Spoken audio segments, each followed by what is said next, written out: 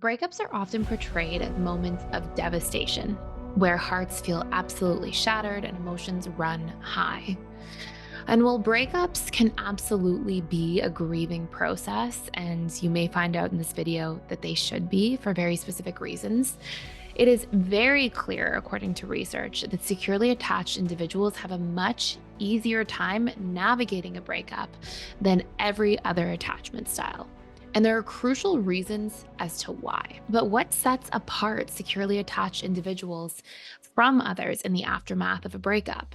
Today, we're going to dive into exactly that. And my goal for you is at the end of this video, you understand 5 crucial things that securely attached individuals do differently in regards to how they react to a breakup. So you can remember these and take these into your own experiences for future breakups or even major life changes to make your life that much easier.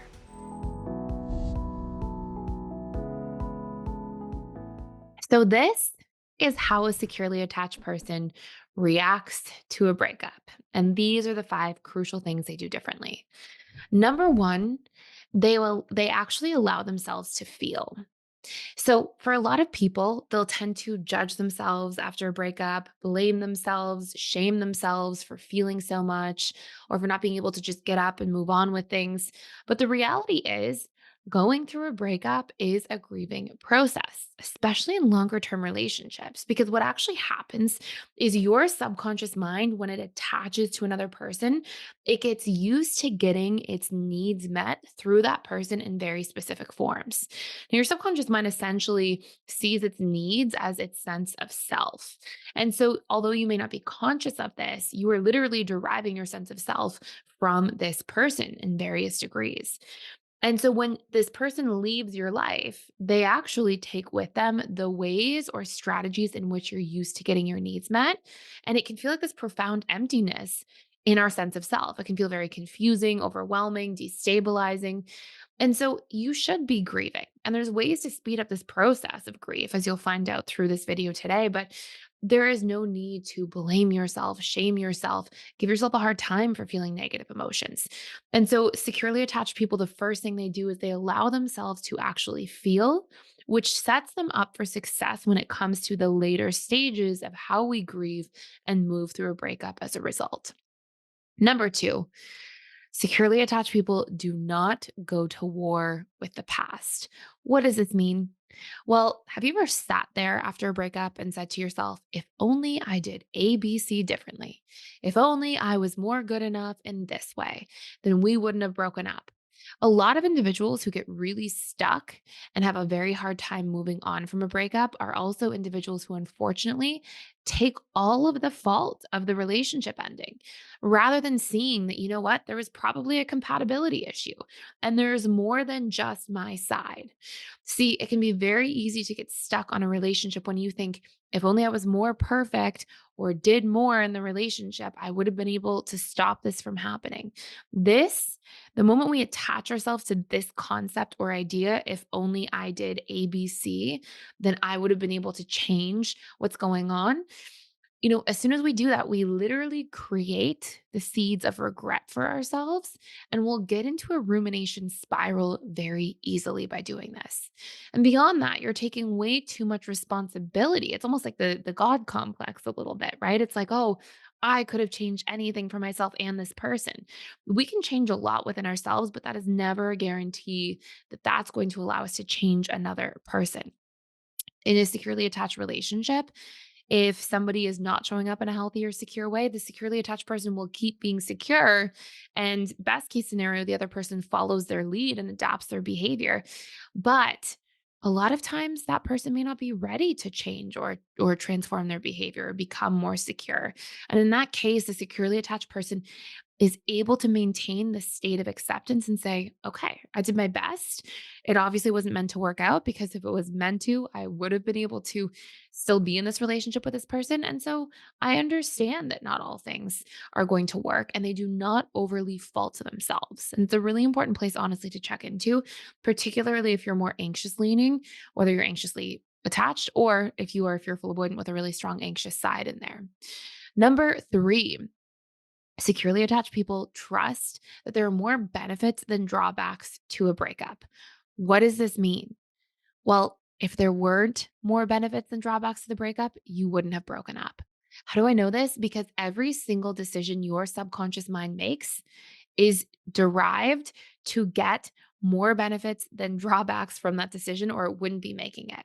So you may, for example, consciously be like, this is painful. This is really difficult. I would like the relationship to work.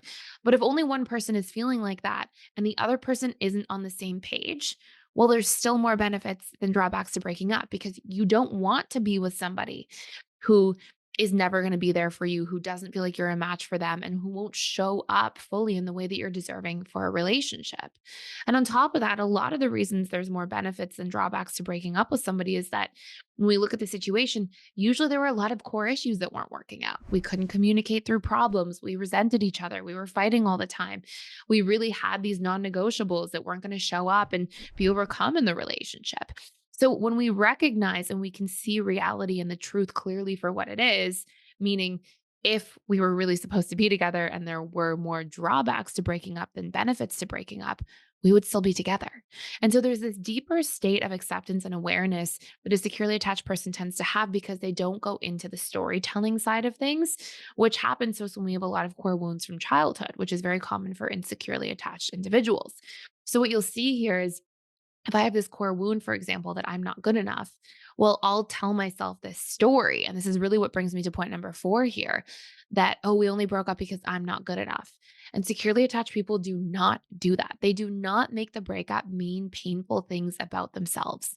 They do not make it mean that I'm not good enough, or I'll now be alone forever, or I'm unlovable, or I'm a bad partner. They don't story tell because they have less attachment wounds from previous experiences in childhood and their upbringing. So they're not quick to project this old meaning that they have from past experiences onto the present experience of the breakup, which saves them a tremendous amount of suffering. I'll tell you a story quick to this point here. Back when I was running client practice for years and years, I had these 2 women come in back to back. I tell this story sometimes in the personal development school, like inside of our courses and webinars. And there was 2 women, they came in back to back. They were both the same age. They both came in for a first session that day, and they both came in because they were going through a divorce and they wanted some support and help in navigating that. They both had children that weren't too far off of age from each other. They both had 2 children.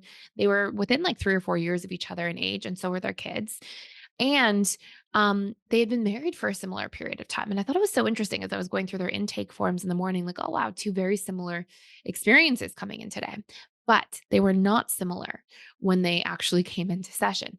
The first woman came in, and she was not telling painful stories about herself. She wasn't like, "Oh, I'm not good enough, I'm unlovable." Her story, her, like, interpretation of the breakup was, "This is gonna be hard because there's gonna be a lot of change, but I know it wasn't working, and I know we're breaking up for good reason, we're separating for good reason, and I know that after this hardship is over, we'll both be better off for it, and so will our kids, because they'll get to see, happy relationships where they won't see us feeling unhappy and disconnected all the time." So she wasn't telling all these painful stories. So the first session was actually quite easy with her. We were sort of like mapping everything out, figuring out boundaries, how to basically consciously uncouple and separate in a healthy way.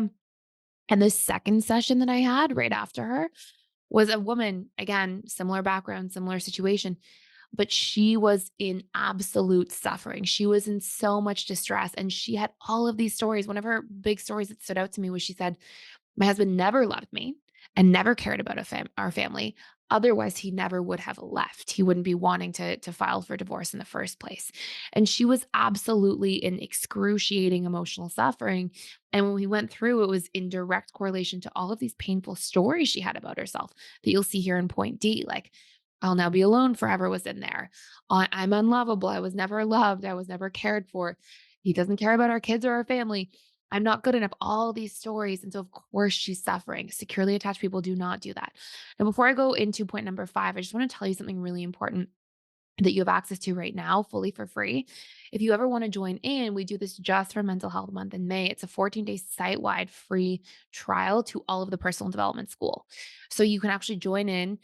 just for a limited time. And it's fully free and it gives you access to every single course in PDS, our attachment style healing programs, our all of our courses about how to heal from a breakup, which is the big one, courses around boundaries, communication tactics and tools, how to reprogram your subconscious mind, all fully for free, just for a limited time. And it actually also comes with access to all of our daily events. So we have peer support groups every day that are led by counselors and coaches. We have daily webinars Monday through Saturday. I'm in there 3 days a week, Thursday, Friday, Saturday. You can come in live and ask me questions. And we run these support groups in there that way. So if you want any extra support fully free, just for a limited time, you can use that link down below. And point number 5 here is the securely attached person knows to get their needs met in new forms. Remember at the beginning of this video, I said when we grieve, what we're actually grieving is that we're used to getting our needs met in one form from somebody. And when that person leaves, they take how we're used to getting our needs with them. And so, what we can do to really speed up the healing process and that feeling of grief with that sort of emptiness of what's left behind after a breakup is we can sit down and ask ourselves the very valuable question: what needs was this person meeting in my life? And how can I get these needs met in new forms? And this can look like this person was meeting connection needs. I can spend more time with family and friends, which we tend to naturally do after a breakup, anyways. This person was meeting needs for certainty or security. Okay, how can I recreate that in my life now by maybe focusing on my next goals or what I want to create in this next chapter or season of life? Or maybe this person made me feel validated. Maybe I have to start acknowledging my wins on a daily basis and encouraging myself. So when we can do that and when we can self source those needs and source them from other healthy people in our life, this is how we heal that void that is what grief is really being experienced as much more quickly. And we can move the needle towards better, healthier relationships. So that is it for today. I hope you enjoyed this video. If you want to do a much deeper dive into this topic, you can check out the Personal Development School programs fully for free down below just for a limited time. And thank you so much for being here. Please subscribe to this channel if you're enjoying it. I would really, really appreciate it. And I will see you in future videos. Thank you for watching.